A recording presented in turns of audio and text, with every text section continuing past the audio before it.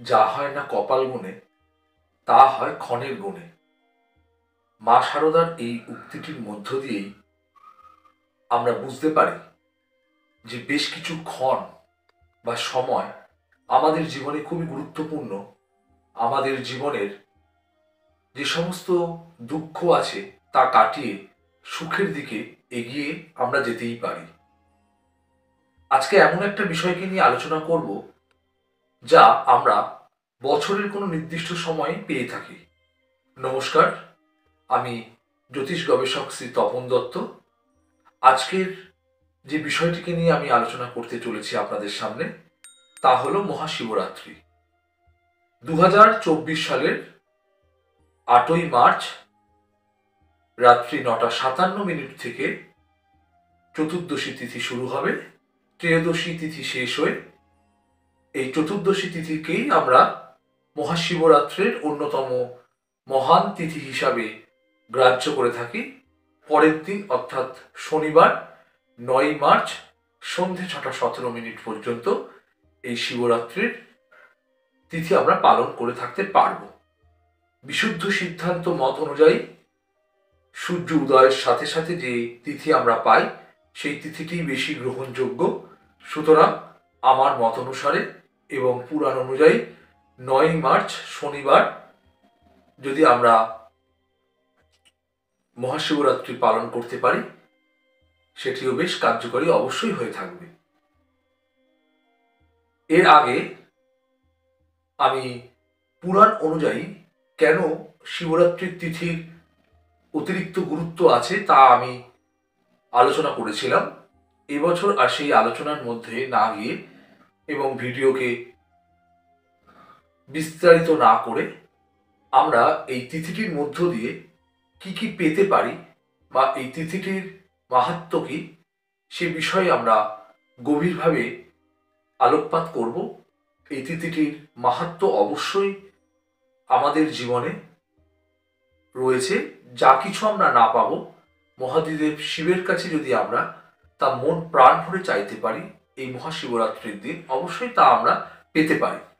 বিশেষ করে যে সমস্ত জাতক জাতিকা বা যে সমস্ত ব্যক্তিবর্গ অসুস্থ হয়ে আছো, তাদের পরিবারের কোনো ব্যক্তি যদি এই শিবরাত্রির দিন মাসকলাই সহযোগে চন্দনের মধ্যে বেলপাতা ডুবিয়ে শিবকে উপাসনা করতে পারো, অন্যান্য যে সমস্ত দ্রব্যাদি আছে যথা সর্ষের তেল, ঘি, মধু, চিনি, আতপ চাল ইত্যাদি সহযোগে দই দিয়ে শিবকে মাখিয়ে বেশি পরিমাণ দুধ এবং জল সহযোগে শিবকে অর্পণ করা যেতে পারে, তাহলে অসুস্থ যে সমস্ত ব্যক্তিরা তারা সুস্থতার দিকে অবশ্যই এগাবে এবং তাদের আগামী দিন অবশ্যই ভালো হবে। যে সমস্ত জাতক জাতিকাদের কালসর্পের সমস্যা রয়েছে এবং কালসর্পকে নিয়ে প্রচন্ড পরিমাণে তোমরা ভয় পাচ্ছ বা তোমাদেরকে ভয় দেখানো হচ্ছে, এই মহাশিবরাত্রির দিন তোমরা শিবকে যেভাবে প্রথমে পঞ্চামৃত দিয়ে মাখানোর দরকার তা করবে। পঞ্চামৃত মানে সর্ষের তেল, ঘি, মধু, সামান্য চিনি বা মিছরি এবং দই, মিষ্টি দই দিয়ে শিবকে ভালো করে মাখিয়ে শিবকে ভালো করে ধুয়ে বেশি পরিমাণে দুধ এবং তার মধ্যে গঙ্গার জল মিশিয়ে, কেউ ডাবের জলও দিতে পারো, দিয়ে যদি শিবকে অর্পণ করতে পারো এবং একটা তামার সাপ শিবের মাথায় রেখে শিবের কাছে প্রার্থনা করবে, হে শিব, আমার হরোস্কোপের মধ্যে কালসর্প দোষ বা কালসর্পের যে সমস্যা রয়েছে তার থেকে মুক্তি দাও। এবং কালসর্পের সমস্যা যে সমস্ত ব্যক্তিবর্গের আছে তারা প্রত্যহ শিবের কাছে প্রার্থনা করবে। এই দোষ বা যোগ কোনোভাবেই কেউ কাটিয়ে দিতে পারে না বা কাটানোর ক্ষমতা কারোর আছে বলে আমি জানি না পার্সোনালি। অতএব অসুখ হলে যেমন নিজেকেই ওষুধ খেতে হয়, তেমন গ্রহগত কোনো সমস্যা থাকলে তার পুজো পাঠ নিজেকেই করতে হয়। তো এই মহাশিবরাত্রির দিন যদি তোমরা পুজো করতে পারো শিবকে সঠিকভাবে, তাহলে কিন্তু খুব উপকৃত হবে। যে সমস্ত জাতক জাতিকাদের বিবাহ হচ্ছে না, তারা যদি পঞ্চদ্রব্য সহযোগে শিবকে পুজো করে কল্কে ফুল শিবের উদ্দেশ্যে অর্পণ করা যায়, তাহলে বিবাহের সমস্যা থেকে অবশ্যই দূরীভূত হবে। এবং যে সমস্ত জাতক জাতিকাদের পড়াশোনায় মনোনিবেশ করতে পারছো না, এই দিন যদি তোমরা শিবকে সঠিকভাবে পুজো করে অবশ্যই দুটি চারমুখী রুদ্রাক্ষ এবং একটি মাঝখানে ছমুখী রুদ্রাক্ষকে শিবের কাছে অভিষেক করে গলায় ধারণ করতে পারো, তাহলে খুবই উপকারী ফলাফল কিন্তু তোমরা পাবে।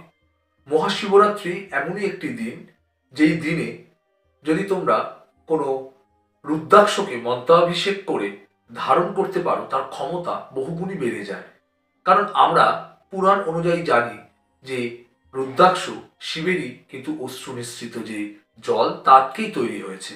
অর্থাৎ এই যে দিনগুলোর যে পাওয়ার, এই দিনগুলোতে যদি তোমরা সঠিকভাবে রুদ্রাক্ষকে ধারণ করতে পারো, তাহলে কিন্তু তোমাদের জীবন খুবই সুখময় হবে। রুদ্রাক্ষ সম্পর্কে আমার বিস্তৃত এপিসোড আছে এই চ্যানেলেতেই, তোমরা দেখতে পারো। রুদ্রাক্ষের গুণাগুণ আমাদের জীবনে বা মানব জীবনে অবশ্যম্ভাবী এবং খুব সুন্দর প্রভাব পড়তে পারে। তো আমি বিশেষ করে অনুরোধ রাখবো, এই দিন তোমরা রুদ্রাভিষেক করে রুদ্রাক্ষকে ধারণ করো, তোমরা নিশ্চয়ই উপকৃত পাবে। অনেকেই প্রশ্ন করে থাকো যে আমরা কি খাবো। তো খুব হালকা খাদ্য খাবার খেয়েও তোমরা কিন্তু মহাশিবরাত্রি পালন করতে পারো। শুদ্ধভাবে অবশ্যই পালন করো। মহাশিবরাত্রি পালনের মধ্য দিয়ে তোমাদের যাদের যে সমস্ত মনস্কামনা তা কিন্তু তোমরা পূরণ করতে পারো। আগেও বলেছি, এখনো বলছি, যারা কোনো শারীরিক দিক থেকে অসুস্থ আছো, তাদের উদ্দেশ্যে যদি এই দিনে পুজো করতে পারো বা পুজো পাঠ আমরা করতে পারি, তাহলে কিন্তু অবশ্যই সুন্দর ফলাফল আমরা পেতে পারি। যদি ভিডিওটি ভালো লেগে থাকে অবশ্যই লাইক করুন। যারা জ্যোতিষ বিষয়ে শুনতে আগ্রহী তাদেরকে অবশ্যই বেশি করে শেয়ার করুন। আর আপনারা আরও কি জানতে চান সেই বিষয়ে আমাকে কমেন্ট বক্সে কমেন্ট করতেও ভুলবেন না। ইউটিউবে গিয়ে অ্যাস্ট্রোলজার তপন দত্ত সার্চ করে সাবস্ক্রাইব বাটন প্রেস করুন এবং সমস্ত ভিডিওর প্রথম নোটিফিকেশান পেতে আপনি অবশ্যই সাইডে থাকা বেল আইকন প্রেস করুন এবং অল বাটনে প্রেস করে রাখুন। তাহলে আমার সমস্ত ভিডিও আপনি সবার প্রথমে পাবেন এবং এনজয় করুন।